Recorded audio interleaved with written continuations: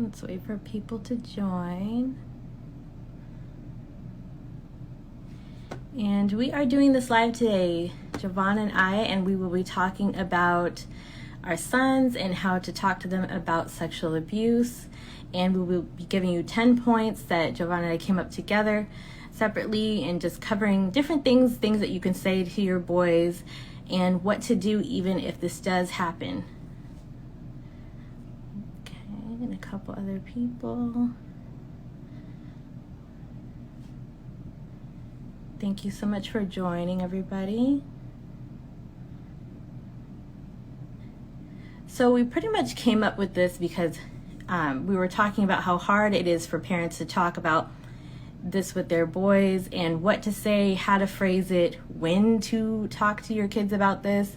And pretty much the idea came up for me the last time that we did the live, because actually after we did the live, I went out to go eat dinner with my husband, and we were sitting there and I seen a little boy get up and go to the hostess to go ask her a question, and he couldn't have been more than 6 years old, little guy, and he was asking her for the restroom. And there he is walking himself, and I've been to this restaurant before, so I know that the restroom is down the hall, and there he goes by himself to go to the restroom, which I think is, I've sat and I had a conversation there, and I was thinking, I understood that, you know, as parents, we want our kids to have this sense of independence, and we want them to feel empowered that they can speak up for themselves and things. And yet certain situations can put our children at risk.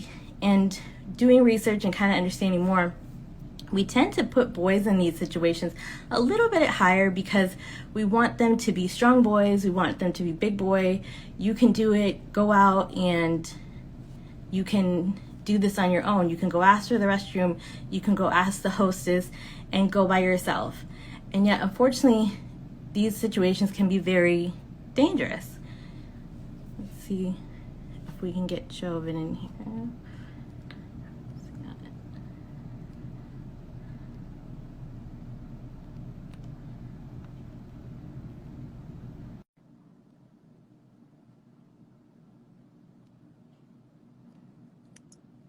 Thanks everybody for being patient. There you are. Hey. You should have started it. I'm not good at the live. It never works for me. You did good. From what I Thank caught, you. you did good. You did good. How are you tonight? I'm doing well. How are you? I'm well. Just wrapped up a few podcast episodes today, so I'm great. Good for you. Looking forward to it. Yeah. Thank you. Thank you. Before you got in here, I was talking about why the topic came to my mind. And it was actually after our previous live that we did a few weeks ago. And afterward, I went to dinner with my husband. And there was a little boy, and he got it from the booth behind us, goes to the hostess and asked her where the restroom is. And he couldn't have been more than 6 years old, little guy. And, you know, just mom and dad probably wanting to build that independence. They let him go by himself. And he goes, and I've been to this restaurant, so I know that bathroom is down a hall away, you know, behind a couple doors. And I kept sitting there thinking, this is just too far. This is too far for him to go by himself. And he comes out and everything. But it's just wanting our boys to have this sense of independence, right? Like we want them to be big boys. You can be a big boy, you go ask, you can do it. And yet, unfortunately, those situations, and I was saying as well as research has shown that we tend to put our boys in these kind of compromising positions sometimes. Because we want them to be a big boy. And for the predator, sometimes it's not about preference, it's about convenience. Yeah, for sure. Yeah. I agree 1,000% with that, because if it's made easy for the predator, they're gonna go for it. Besides, they'll pretty much choose convenience over their preference, because I don't have to work as hard as, you know, I would, you know, for somebody when I have to groom them up. And it's, you know, the grooming process sometimes can be like, you know, weeks up, even up to years, versus convenience. It's like, if I can get it, it's like a convenience store. Convenience stores charge the way they charge because I'm conveniencing you and I'm not inconveniencing you. So it's pretty much access. So when it comes to a predator, if he has access or she has access to that, you know, to that person, to that little boy, I would definitely go with convenience over having to groom somebody, because it's just a lot easier for me. and it's a lot easier for that, for that predator. So it's just, I 1,000% agree with that. And it's crazy you're having this conversation because I was at the mall probably about 2 or 3 days ago, and this burns my soul up when I see parents walking 1,000 miles ahead of their children. Their children are just 1,000 miles behind them. And in my head, I'm thinking, oh my gosh, what could happen if somebody came and grabbed that child, covered the mouth, and just ran away with them? It burns me up inside because we don't know what can happen. And I live in Atlanta, Georgia, which we all know is one of the top hubs for child trafficking. And I'm always thinking like, we have to be self-aware of not only of ourselves, but self-aware for our kids as well, because at any given moment, we don't know what a predator looks like. We don't know how to identify them. Like, we have like the fictional way of what a predator looks like, especially if it's a guy. He has a thick mustache, the glasses, and, the crazy haircut, and he's like, clean dressed and whatnot. But it's just, predator comes in all shapes and forms. They don't come in just, what TV has shown us, what Lifetime has shown us them to be. And we have to protect our children, our little boys and little girls at all costs, regardless of if we feel like, that's, he's a boy, he's tough. We're teaching them, mental toughness, or teaching them how to be a man per se. But it's just, you can't teach a child to be a man if you don't teach the child self-awareness first. Or if you're not, protective of that child, because that child doesn't feel protected by the one who's they're supposed to protect. What happens is they begin to distance themselves from the protector, and they wind up falling for a predator. Yes, very much, yeah. And it's hard because you don't want to be, as a parent, a helicopter parent over your kids. Right. And still, even like you were explaining, those simple situations like that can be very dangerous still. Definitely. Anything can happen. Mm-hmm. As soon as, I couldn't rest until that little boy came back from the bathroom. And I kept thinking, should I go? Should I send my husband to go? And I said, it's none of your business. But it just puts you in like a weird situation, because it's like, you want to, as a, someone, who's a survivor of child, molestation. And I'm thinking of the possibility of what can happen to these kids. And I'll be like, there's to just grab this child and say, hey, like, run to their parents and say, hey, like, you can't do this. Yeah. But it's like, I can't do that, being that, one, I'm a big guy, I'm tall, I'm black, and I'm just snatching this kid, running to his parent. At any given moment, I could be looked at as a predator when I'm really just trying to be the hero. Yeah, exactly. And it's like, it's very weird that, the predicaments that we can wind up putting ourselves in, trying to be the protector. Mm-hmm.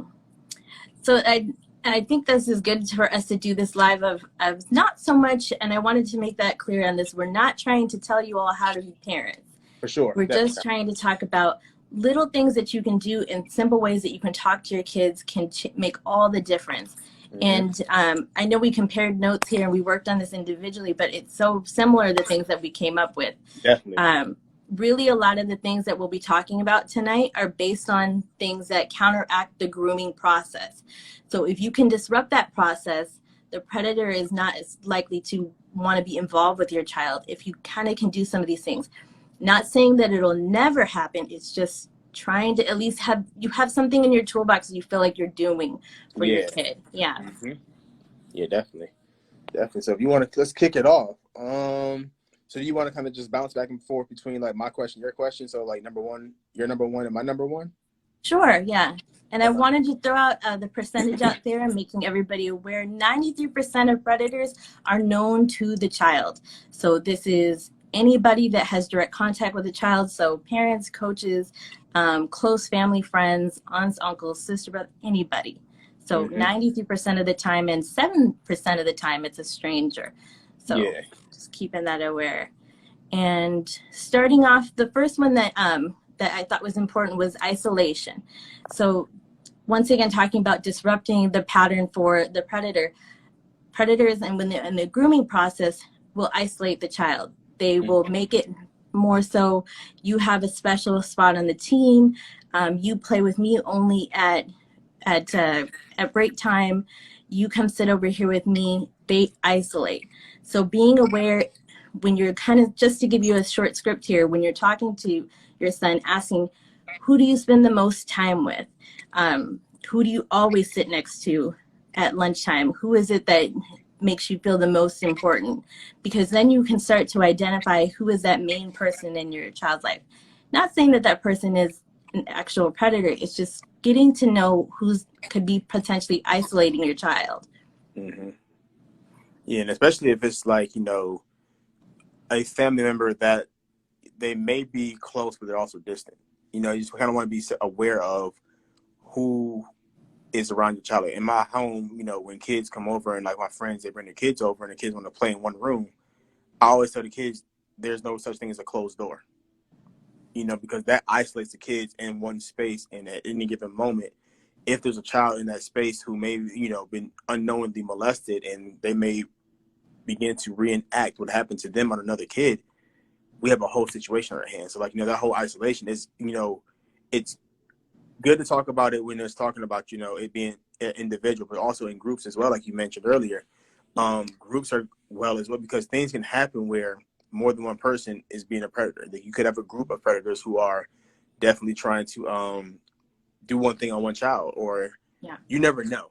You never really know. So it's like being aware of no closed doors, who's around that child, why they're around the child so much, like, understanding their interaction, and then, making sure that you're being connected to that person who's around your child. You want to know who's around your child at all times.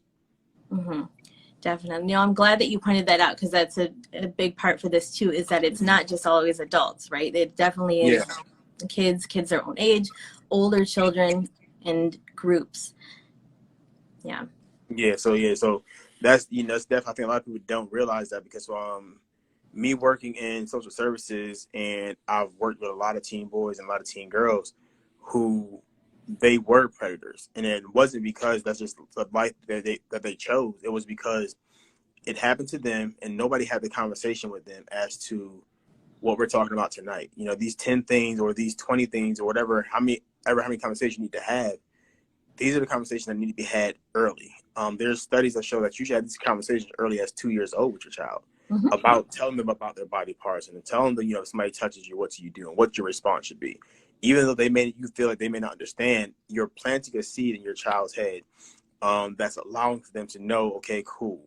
If this happens or if that happened, I'm aware of it.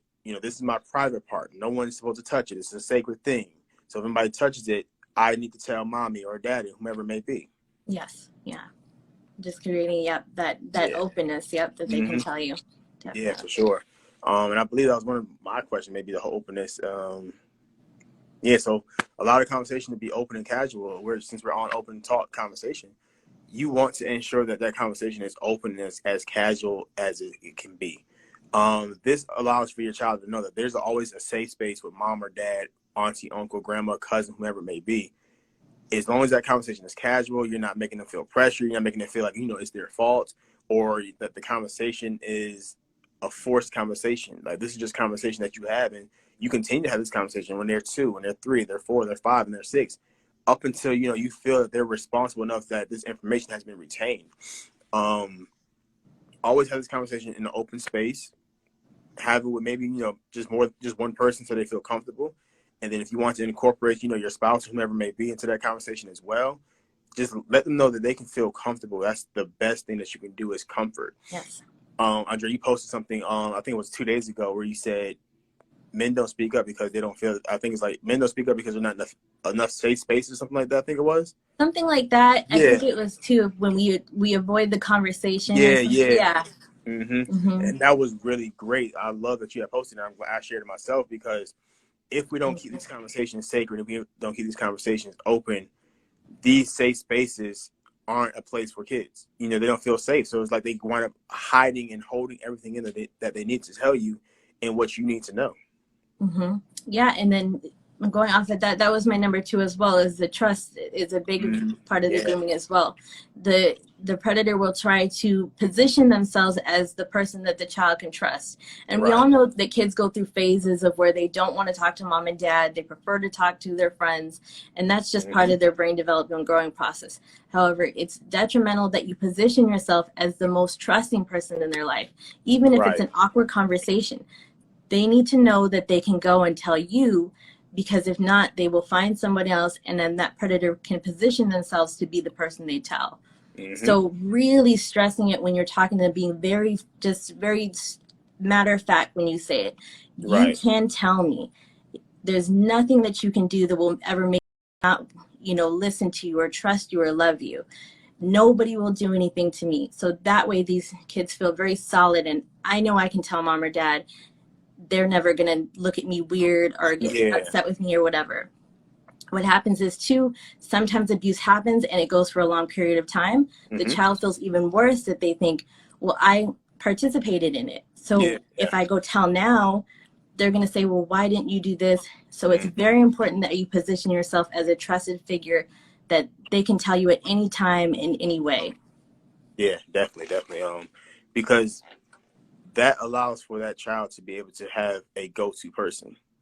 Somebody said, I agree. Those conversations with my daughter at the age of 5. Yeah, so 5. So early as possible to have these conversations. And we mentioned it earlier. Having these conversations early on and being a trusted individual, and not making sure that you're not having that conversation in front of other people, because that breaks the trust. When you're having, a child catches, I hear all the time, when I was working in group homes, kids will say, oh, I trusted you with that. And then what happens, they shut themselves off from you. Yeah. They no longer feel that they can trust you. And it takes a lot to gain a child's trust back. A lot. It does. Versus, sometimes when you feel like an adult takes a lot. It takes a lot to gain a child's trust back, especially a child who has been physically or sexually abused. It takes a lot because, one, they've already have lost the trust of the person who abused them. And then the person they thought that they can trust, and then you're telling somebody else in the open space, they no longer feel that they can trust you because nothing is sacred anymore. Exactly. And you want kids to be able to trust you. You want kids to be able to, know that whatever that you said or whatever conversation you had, it's a bond between you two. And that is not going to get out. And if it does get out, I'm not saying not make sure that child doesn't find out, but explain to them why you had to tell somebody, especially if you're not a first responder, but what do they call mandated reporter. Yeah, mandated reporter. Let that child know, hey, I'm a mandated reporter. I have to let this information out, and let that child know what a mandated reporter is, so they get it. And they say, okay, cool. There's other people out there who who are supposed to protect me, so it kind of gives them a sense of security as well. So they know, hey, my teachers are mandated reporters, police officers are mandated reporters, social workers are mandated reporters. Like, tell them all the people who are mandated reporters, so they know if they ever enter into these spaces that there's a space of trust and comfort that should be able to be had in there. Yes. And a lot of people don't understand what mandated reporting means. Even as adults, I've had to make reports before. And a lot of people don't understand what that means. It really just means, as a person in a position of whether you're a clinical psychologist, therapist, whatever, social worker, you are mandated to report. So if a child ever reports any kind of abuse, you have no choice. You need to report it. It's not up to you whether you feel like you don't want to hurt this child's feelings or whatever. You need to report it, and to child services. Yeah, definitely. They risk losing their license, all that stuff. You don't want to lose your license because that's it. Fines, which is a good thing. I mean, it's important because then it takes out the decision making for the clinician. If you want to or not, you need to. Definitely kind of like, filters out the ones who are really there to do their job versus the ones who just kind of feel like they can be lackadaisical in this area.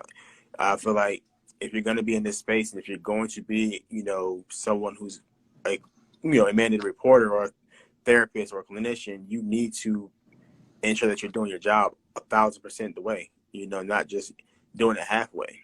You have to go the full bore because, one, people are trusting you in their healing process and their healing journey. And then two, you have a responsibility that you signed up for when you said, I want to be X, Y, and Z. Yeah, definitely.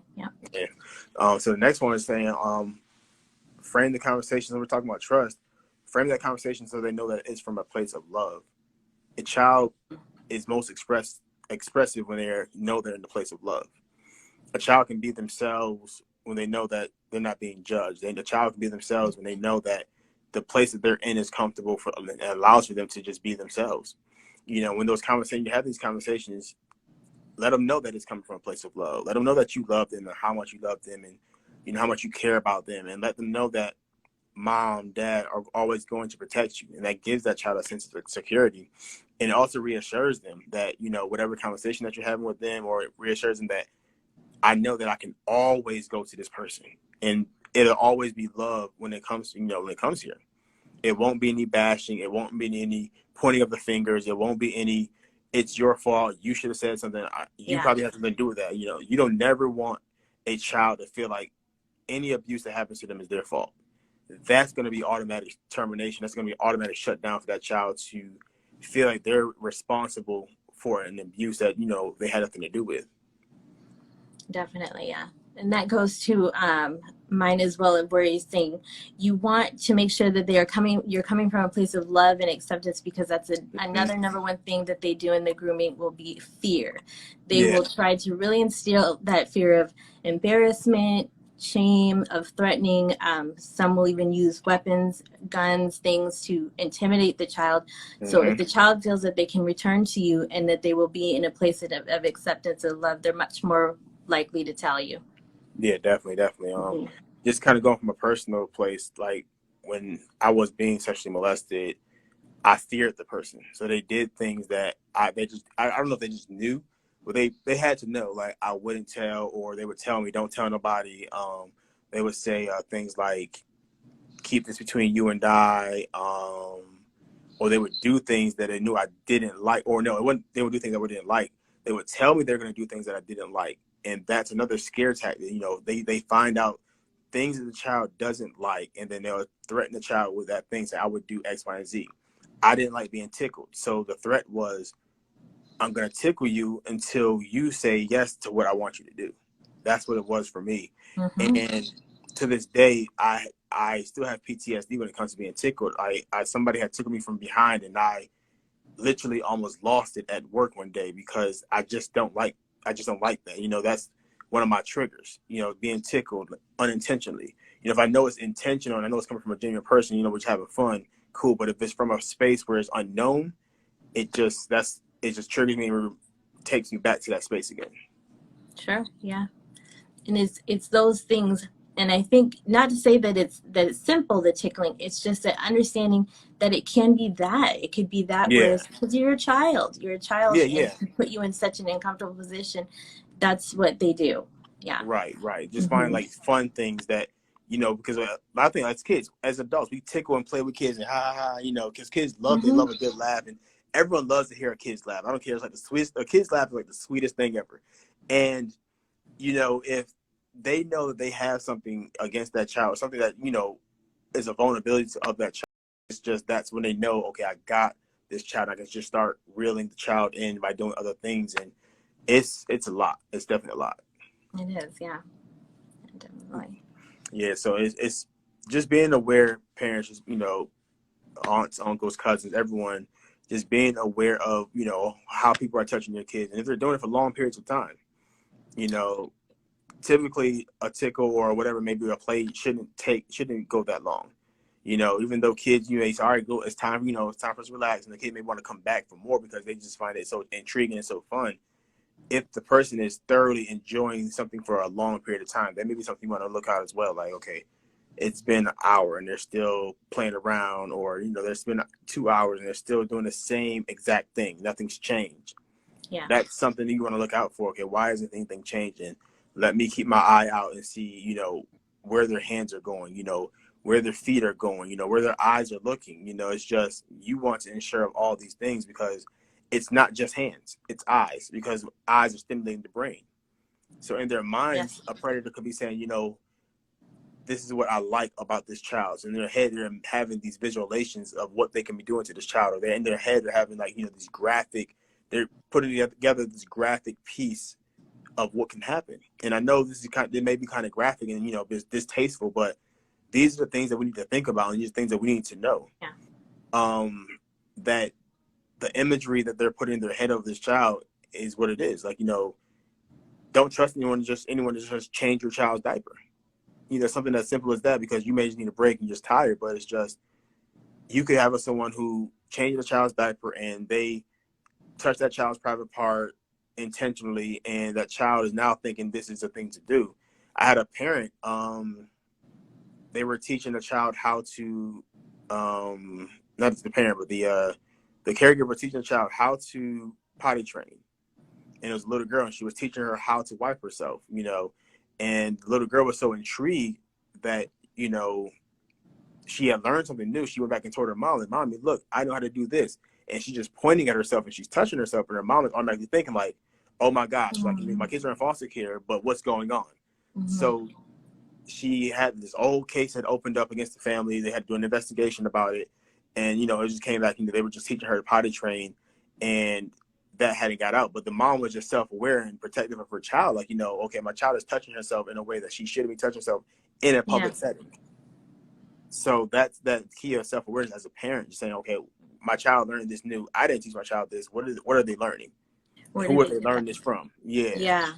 No, that makes sense. Yeah. Because you'd never know. I mean, you're going off of, they were going off the gesture. Yeah, I never know.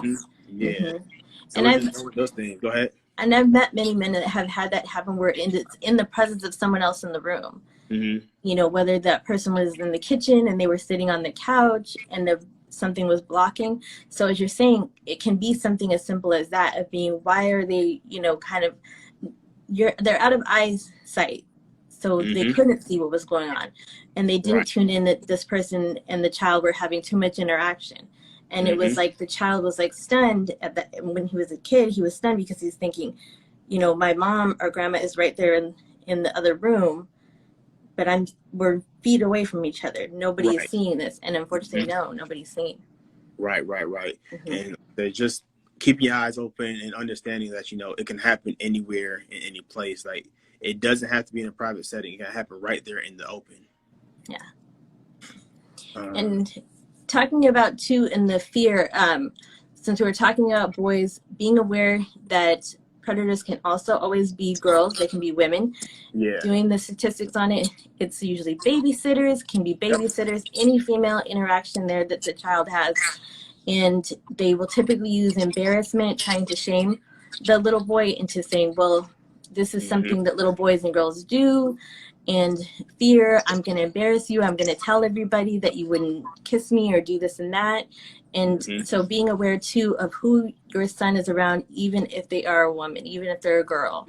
Right. Definitely. Because I think a lot of times people will allow for their kids to get away with being with a girl, not thinking like, oh, it's no way. Or even if it's the toxic masculinity where it's just like, oh, that's my boy, he's just stepping into manhood. And it's just like, no, because I've been discovering that a lot of men who have been sexually molested by women are coming out in older ages saying like, it was too soon for me to be exposed to anything sexually.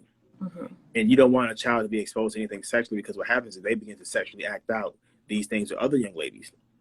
And thinking it's okay to touch women in a way that predator told them to touch them. Telling them that, hey, that, touching me here, it's okay, because because a kid may not know that it's not okay. And then the predator saying, oh, it's okay. And that child is thinking this is okay. So now they may go to school and start saying, well, this person here, so-and-so told me that it's okay. So now it's the whole case being opened on the child and the family, and things that could have been avoided because, the thoughts of, this woman telling that child that it's okay to touch me here, it's okay to kiss me here, it's okay to have your hand here, it's okay to rub me this way. Those are things that you need to look out for if a child is, especially a little boy, and when he's interacting with a woman, you're looking at your child and say he's touching her, maybe rubbing her in the face in a way that, is very slow or something like that, or he's grabbing on her chest and, she's okay, she's not allowing for, or the child grabs a random person's chest, okay, where did my child get this from? Yeah.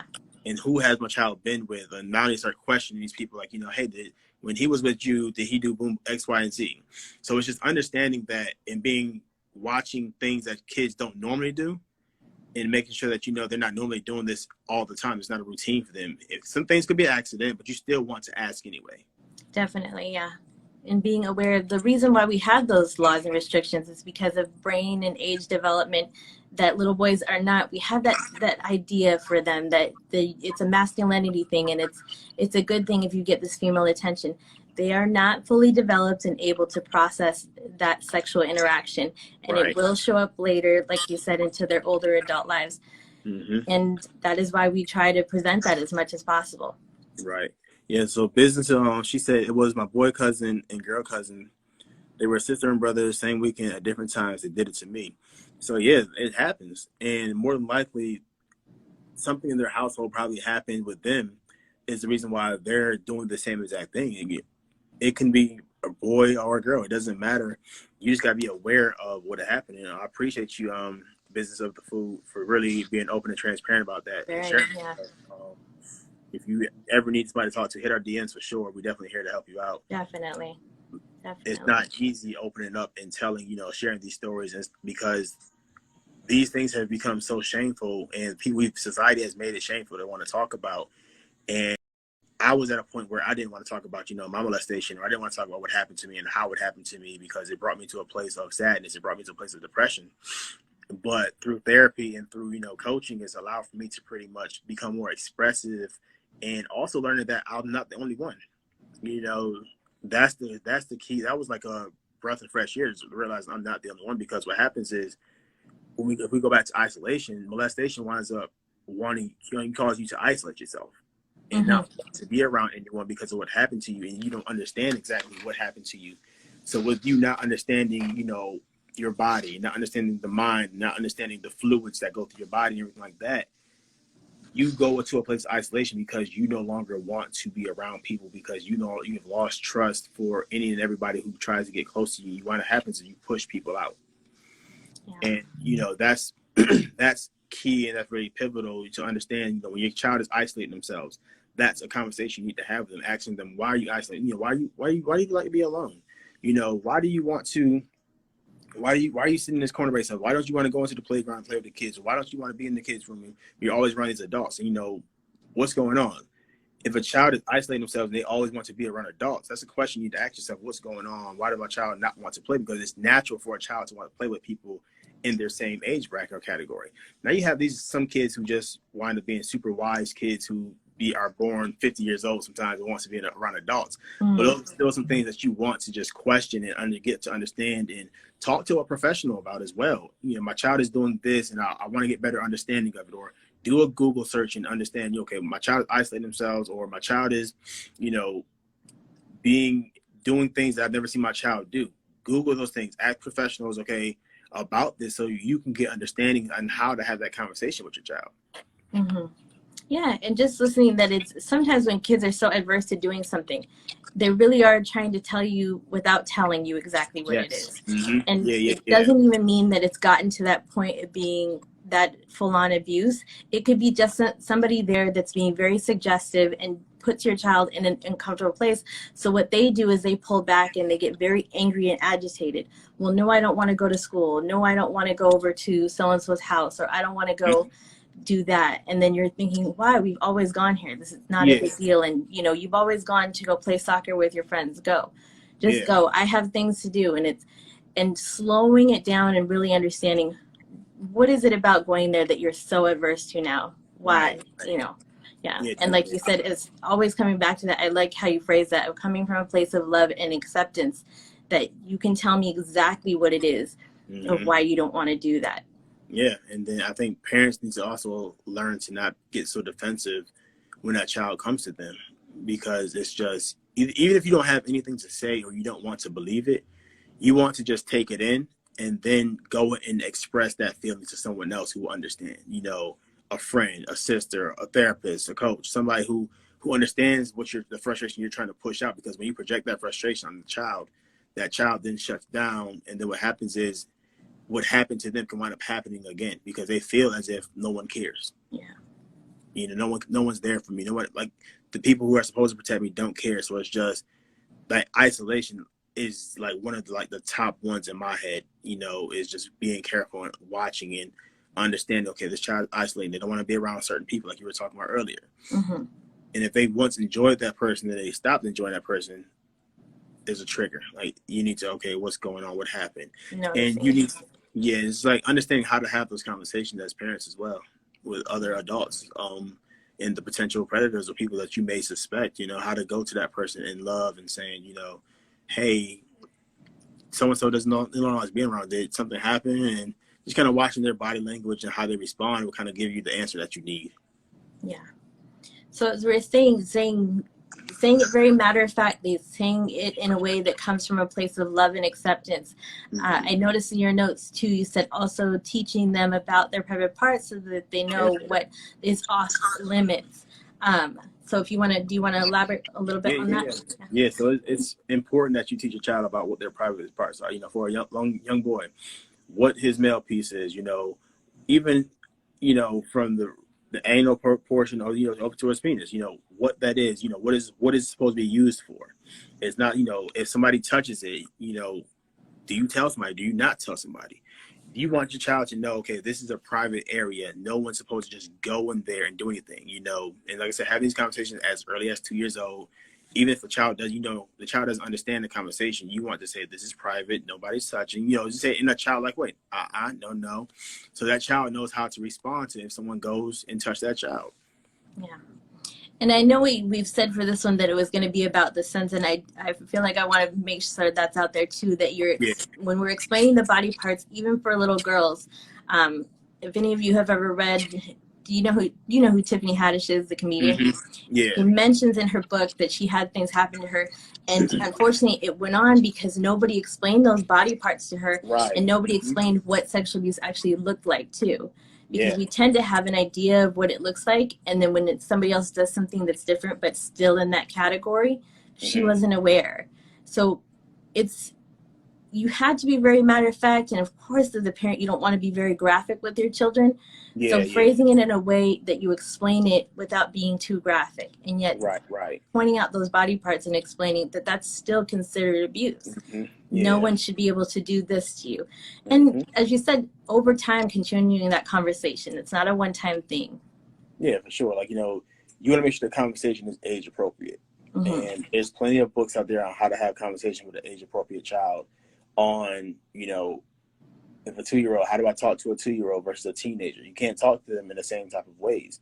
As the child gets into their teen years, these conversations can become a little bit more graphic and detailed because their understanding of their body parts, they know their body parts. They're transitioning from a child into a teen, to a preteen, into a teen, and into an adult. So it's just, these conversations need to be had. Even adult children, when you send your child off to a college, you need to have these conversations with them as well, because things can happen, and it's just not, just little boys that it's happening to. It's happening to adults as well.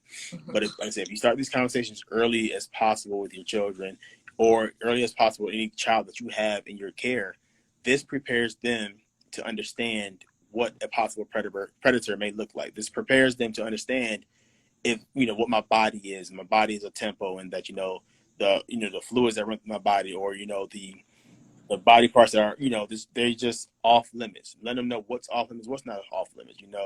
Helping them understand if someone's looking at you a certain way, that you should be self-aware of that. That stare down that someone's having with you, whatever.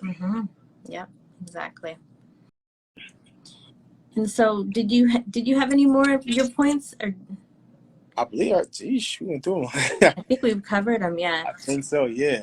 I think we covered them, but I think like there's just so much more around these conversations, more that can be had, and it's like in a sense, we're like doing a little mini series. Yeah.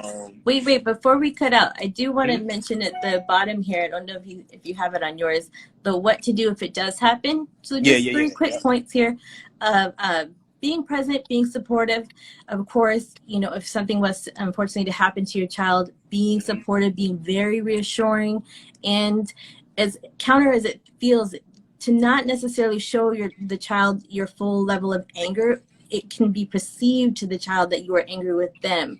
And kids are known for, if they feel like you're upset, or that when they are telling you about the experience that you are too reassuring or too intrigued about certain things, they will recant. They'll take it back.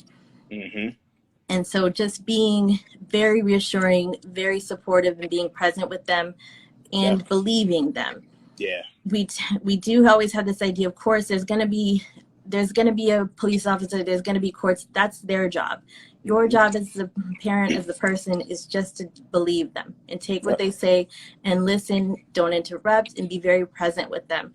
And overall, privacy is a big one too. To reestablishing that privacy for your child, we tend to want to tell other people in the family when something bad happens. And unfortunately, this actually doesn't work well with kids sometimes. It's better to kind of keep it in a who needs to know basis. Right.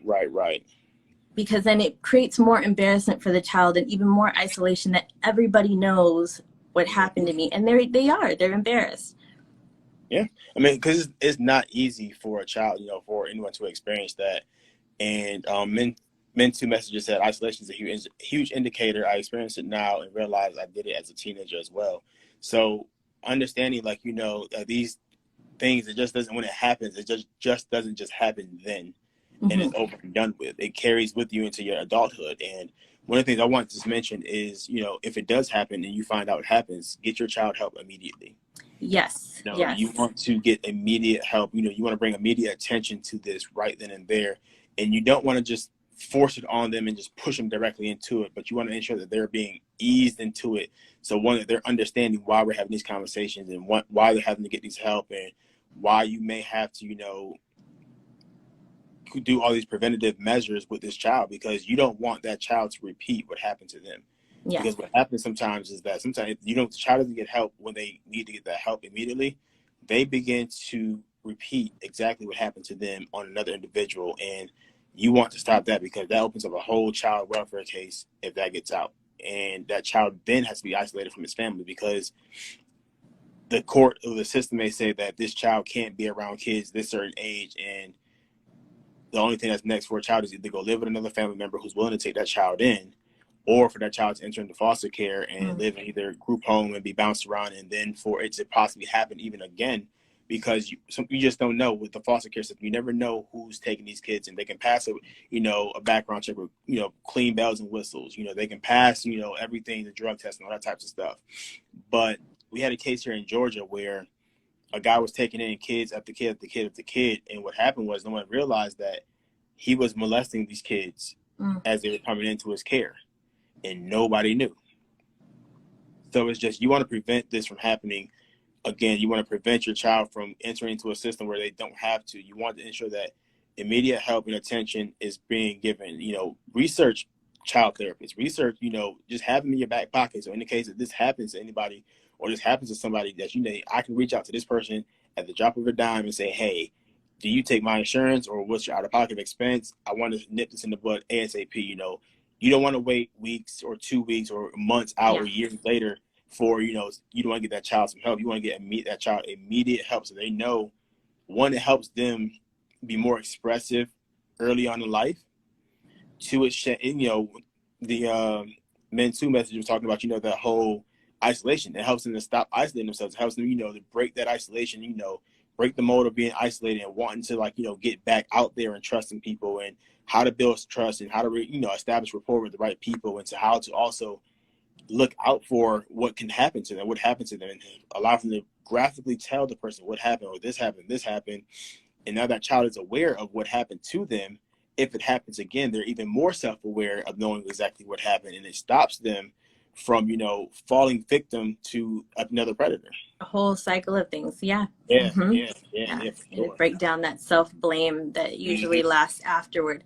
I think if anybody takes anything from this tonight, it's definitely that of when it does happen, that you need to report it. That, as you said, not forcing the child. However, it is so important that you go and get some type of support, therapy for your child, or going and reporting it, filing a police report, and getting that person away from other children and being there and having that type of care for your child, so that way they can go on. Kids can go on to have very full, fulfilling, happy lives. This does not mean that they are just never going to be able to be fully developed in themselves. No, of course not. However, we have these ideas that we keep it in the family and we'll handle it, and I'll talk to this person. It does not work. It does not work. It's so important to take your child and get them the help and support they need, so that you can break those cycles, because it will carry on. Yeah, for sure. And that whole keeping in the family thing is the most dangerous thing you can do for that child, and it's the most dangerous thing you can do for your family, because one, our families aren't licensed professionals. They're not professionals who studied this stuff. They're not professionals who understand this stuff in the way that it needs to be understood. They're not professionals in the way that they can actually help that child. And they don't realize that what can happen is more damage can be done holding it inside of your family circle than it is letting it get outside the family circle. When you let it get outside the family circle into the right hands of a licensed coach or licensed therapist, whoever it may be, this allows the process for that child to start then and there. It allows them to start their healing journey early in life. It's hard, to rehabilitate an older man who's gone through so much trauma than it is a child. If you catch a child who's so receptive to so much more and receptive to life and everything like that. This is allowing for that child to say, okay, my healing process, I may not understand what the healing process is. I may not understand healing in itself. I just know that I'm feeling reassured that I'm getting better and I'm getting through this and I'm understanding this and I'm more self-aware of all this type of stuff. Versus the older adult, mentoo messages, I could send it that way. He said, my trauma impacted my entire trajectory of my life. And I realized this is true for many men. So you think about it, like myself, I didn't really get the help I needed until maybe about professionally until about 27, 28, 29, 30 years old. And then what happened to me was at 12. So from 12 to 27, 30 years old, I'm holding this inside and not knowing what to do with it. And, this is where the professional help comes in, and it's important, so important that everybody you don't have to have problems to go to therapy. You don't have your child doesn't have to have problems to go to therapy as well. It's always good to place your child with a therapist early on so it helps them understand that mindfulness and that motivational interviewing skills and stuff so they understand like how to do these things. If you just say as a parent, I just can't do this, it's just too much for me, this is where the therapist comes in. This is where the coach comes in who helps you as a parent, who helps that child as well. Even if it hadn't happened to them, you want to prevent it as well. And if it had happened to them, you want to help prevent the possibility of what can happen again. And that licensed professional can definitely help that. They can definitely step in and do the work that as you as a parent just don't feel comfortable doing just yet. And then that licensed professional can also help you get comfortable having these conversations. Yeah, there's so much, that can be done if we would just reach out and get the help from somebody. Yeah. These mentoo messages said, as you said earlier, it's the job of the parent to recognize signs. It's a licensed professional's job to help them deal with the processing abuse and trauma. I agree 1,000%. Again, I think a lot of times parents take on the weight of it's my responsibility to heal my child or help them through this trauma, and it's not. It's your responsibility. It's responsibility to get them the help. That's all. Yeah. It's your responsibility to encourage them. It's your responsibility to allow for that therapist or that licensed professional to do their job. And you kind of just step out the way, though you want to be the parent, you want to protect the child, because something happened to this child or anything like that. But it's just sometimes as parents, we got to learn to step away and let the professional do the professional job, let the parent do the parenting job. And when you do that, you create a bond between yourself, that licensed professional, and your child. And you're doing your child so much more justice when you allow for them to get the license help and everything like that. Lots of parents get concerned about taking their child in to report to make a police report because of the process and how it is and everything, and they get afraid that this is going to be another traumatizing. It'll be much more traumatizing if you don't report, because as you said, men typically hold it for a much longer time, and they'll wait 10, 20 years, and unfortunately all through you will have been carrying that weight, and when it could have been, as you said, that healing journey could have started a lot sooner. So I hope for parents that what you get from tonight, if you're on, that you would take that, and that would be the most important thing that you get from this. That, if ever, God forbid it ever happened, that you would do something, you would report with it. Yeah, for sure. And we're definitely open for any questions from the audience who are here. If you have any questions, let us know. If you have a question that you don't feel comfortable asking on live, you can definitely drop a message in our DMs. We're definitely willing to help you. So we're both professionals in this space. We've been working with this. We have programs around this as well. So definitely do not hold in. If you are, a victim of, child molestation, and you've never told anybody, you've never had the space to open and tell somebody, you don't feel that, there is a safe space for you. Andrea's DMs is a safe space. Joevan's DMs is a safe space. We've created safe spaces because we know it's like not to be inside of safe spaces. exactly. And we know what it's like for individuals not to be inside of safe spaces. Andrea has an awesome program that's 25 weeks that gets you from the place that you were to, that gets you to the place that you need to be as a man. I have a great program that does the same exact thing. So, we're here to help. And there's professionals out there who are willing to help you. You don't have to walk this journey alone. You're not the only person who's been through it. You're not the only person who's experiencing it. So begin to open up, start journaling. Here's a few tips. Start journaling. Get what's in your head out of your head and put pen to paper. Exercise, walking to clear your head, having conversations with yourself. People are like, you're crazy because you talk to yourself. No, sometimes you need to have this conversation with yourself to understand how to process what happened to you. Yes. You know, having these conversations with other professionals as well. And if you're not ready for that professional step yet, find someone that you can trust that you can have this conversation with. But don't do life alone. Don't do trauma alone. Yes. Yoga, meditation, just Yeah. taking care of yourself. Yeah. Business side of food, waited 27 years to get therapy. I'm so glad that you finally did, though. Yes. Congratulations. Mm-hmm. Congratulations. That's a huge step. You know, it doesn't matter how long you waited to get it. The fact that you're doing it now. I was silent for 40 years. Wow. That's wow. But I'm glad you're open about it. Exactly, So happy for it. I'm excited for anybody who's opening their mouths, who has the courage to say, you know, this happened to me. This Me Too, you know, the whole Me Too movement. If it was you, you know, own it, own your truth. You know, you're not alone. You're not alone. You're not the only one.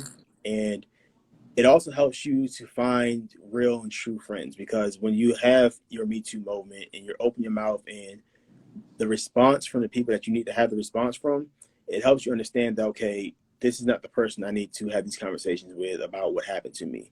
You know, then the right people will fall in line, and then you will have the right people to kind of just help you say, how are you doing today? How can I help you today? Or is there anything that I can do to help you, you know, have a better day? You know, it's just being open about it and no longer being silent about it is what me and Andrea are trying to push for men, for sure, and for women as well. No longer being silent about what happened to you, having the courage to open your mouth, having the courage to speak with, you know, along with your voice trembling. I know when I used to speak about, you know, my situation, I trembled all the time, and it's over time repeating it. It gets easier and it gets easier and it gets easier, guys. It doesn't get worse. It doesn't get harder.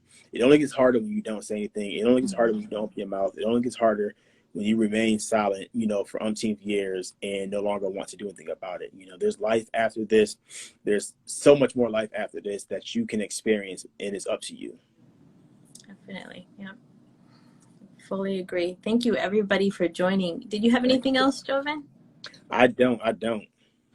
Thank you so much, everybody, for joining. I really appreciate everybody's feedback and what you shared. I know those are all very personal things to you, so thank you so much for coming on and sharing those things. And hopefully we'll be able to, as you said, create this series of ongoing and just keep coming up with something every month that we continue to share this. When men feel recognized and they know that they're acknowledged and accepted, more men report, and that's what it's about. It's finding that healing and reporting. Yeah, for sure. Definitely. All right, everybody. So we're saying good night. Good night, everybody. Thank you all for tuning in. Thank you, everybody. Good night. Good night.